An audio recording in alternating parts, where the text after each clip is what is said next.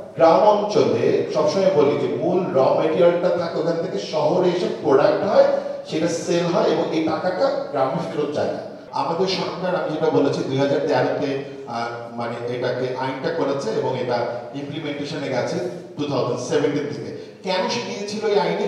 কারণ সে প্রথমবার মতো হঠাৎ আবিষ্কার করলো জামদানি শাড়ি তার কাছে নাই, এখন জামদানি শাড়ি তার লাগবে। এখন জামদানি শাড়ি সে পেল কেন?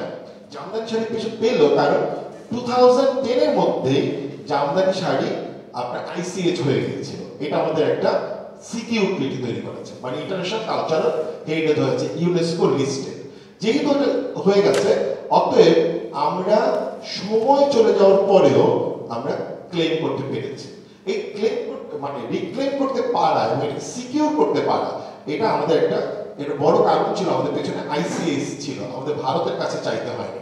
আপনারা জানেন যে বাংলাদেশ সরকারের বেশ কিছু লোক মানে প্যারিসে বসে আছে, অ্যাম্বাসেডর হতে শুরু করে অনেকগুলো লোক আছে, তাদের বিরাট টাকা দিয়ে পালা হয় এবং জেনেভাতে আছে, জিআই এর ক্ষেত্রে আছে, আইপির ক্ষেত্রে আছে, অফিস আছে।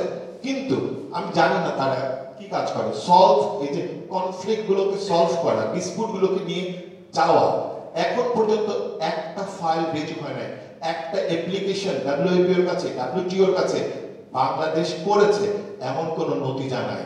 যদি করতো সেগুলো ওয়েবসাইটে তারা প্রত্যেকটার জন্য দিয়ে রাখে, কিন্তু একটাও নাই।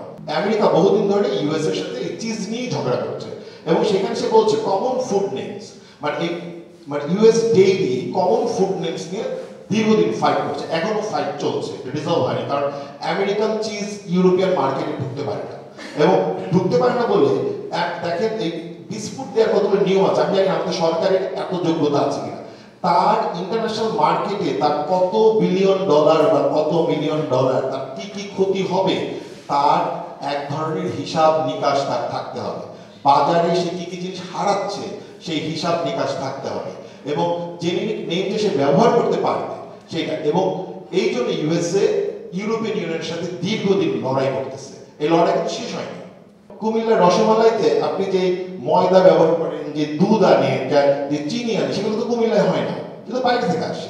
এখন যদি বাইরে থেকে আসে কিন্তু ওইখানে সেটাকে তৈরি করা হয়, তাহলে তারা বলছে এগুলোকে টিএসজি সিল দিতে হবে। কিন্তু আমাদের জিআই বা এই স্বার্থ মানে রক্ষা করবে, কিন্তু সেরকম কোনো কথাবার্তা বলছে না। সিপিডি বাংলাদেশ সরকারকে বলেছে যে এই টাঙ্গাইল শাড়ির ক্ষেত্রে মানে একটা টাস্ক ফোর্স তৈরি করেছিলেন আমাদের সরকার, এবং সেইখান থেকে তারা পরামর্শ দিয়েছে, সিপিডি আগে পরামর্শ দিয়েছে যে পাশের দেশের কোর্টে গিয়ে মামলা রুজু করতে হবে।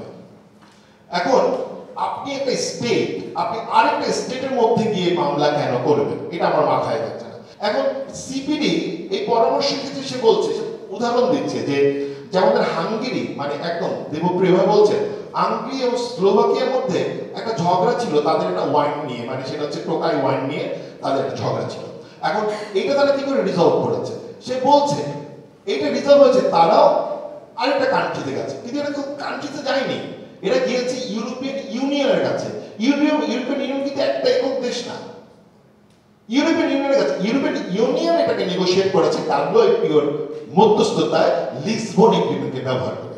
চীন এবং পেরু দুজনই ইউরোপিয়ান ইউনিয়নের কাছে গেছে এবং তাদেরকে নিয়ে তারা ডাব্লিউআইপিওর কাছে গেছে, এবং তারপরে তার ডিসপিউট মানে তাদের একটা ব্র্যান্ডি আছে, সেই ব্র্যান্ডে ডিসপিউট ম্যানেজমেন্ট করেছে।